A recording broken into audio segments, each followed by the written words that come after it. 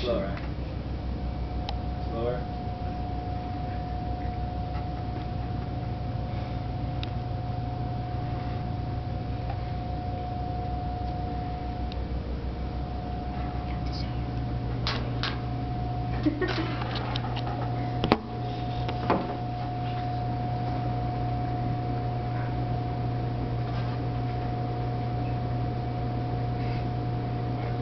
According to the Cystic Fibrosis Foundation's website, some 30,000 Americans are diagnosed with this disease each year. This disease affects women, children, and men. I'm sure all of you have had a common cold and have experienced mucus and stuff in your throat and things like that. You probably took some medicine, rested for a couple days, and then recovered and lived your normal lives. Those diagnosed with cystic fibrosis do not have this luxury and have a thick, sticky mucus lodged in their throat and lungs for the rest of their lives, and this will ultimately kill them. There is no cure for cystic fibrosis. In fact, the life expectancy is about 37.8 years. About 95% of those who are diagnosed will succumb to the disease and die. I believe that by raising awareness, we can get people involved and they can donate money to help find a cure for these people. So today I would like to showcase you the causes and symptoms of cystic fibrosis, the demographics of it, the treatment for it, and also talk to you about the Cystic Fibrosis Foundation, which plays an integral role in battling the disease.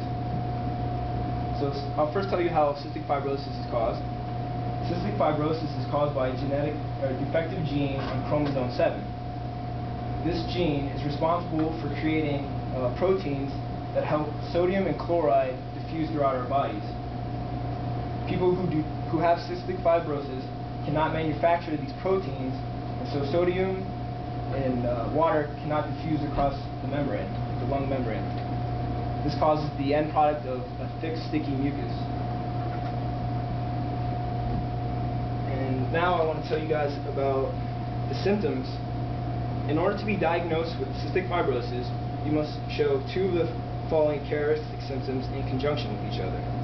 The symptoms are a persistent cough, usually associated with phlegm, lung infections, shortness of breath, poor weight and health even though you have a healthy diet, poor stool movements, and salty skin. And this is because that all the salt that's in your body that usually would diffuse does not. And now I'd like to show you guys the demographics of cystic fibrosis.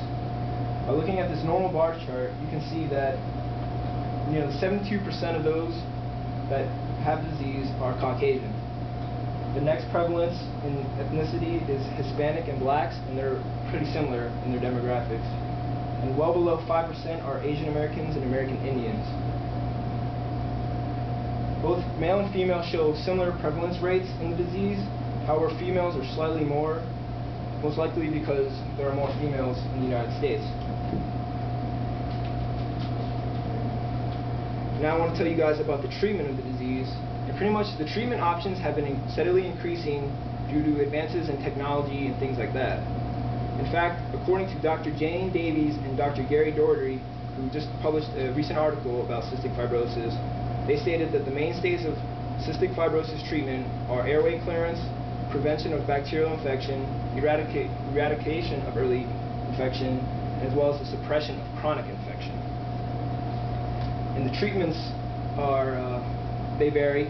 First is antibiotic treatment, and antibiotic treatments help reduce mucus buildup. And then we have aerosolized therapy, and aerosolized therapy is the most common. Pretty much it's the use of a nebulizer, which is a large inhaler loaded with dry powder forms of antibiotics. And you can see this young girl nebulizing right now. And thirdly, we have drug interactions, such as Dermase alpha, which also help clear the pathways. And then we have physiotherapy. Physiotherapy is alternating your methods of breathing and use with nebulizers in order to help combat the buildup of mucus. And lastly, we have anti-inflammatories, such as over-the-counter aspirins and things like that. All of these treatments that I have mentioned above have there are no cure for these. These are just managing the symptoms. Still, 95% of those infected with the disease will die. In fact, this has led Friedel and others to publish another study in March of 2008, and they stated that pancreas and lung transplantation is probably the only effective way in severe cases of cystic fibrosis. And essentially what getting a lung transplantation is like changing the car in your battery. Your car battery is corroded, and you need to change it in order to get your car running again. Same people have the same type of thing in their lungs. They have a bunch of mucus buildup, a bunch of infections in there, and they pretty much get a new lung in order to kickstart again. And there's certainly cons with this surgery, though. First of all, you can get an infection with the surgery, which can cause death, as well as your body may reject your organs, your new organs, which ultimately will lead to death. And there's also a waiting list. More people actually apply than they actually get helped. Also, this is very costly. And lastly, I just wanted to tell you guys real briefly about the Cystic Fibrosis Foundation. It's a non-profit organization founded in 1955, with 90% of the proceeds going to the research, care, and education of cystic fibrosis. And their three main goals are to cure, control, and improve the quality of people with cystic fibrosis. They have had a couple of accomplishments, and I'll tell you guys about that. In 1989, their support led to the discovery of the gene on chromosome 7, which is the defective gene. Also in 2003, they were able to play an integral role of the 4 treatments that are currently FDA approved. Right now they have about 30 treatments that are still waiting to be FDA approved, but they are supporting that. And now I can tell you how we can help. One, we can donate. So a small charitable contribution can go a long way. Next, we can volunteer. We can offer our manpower in order to help them with their stuff.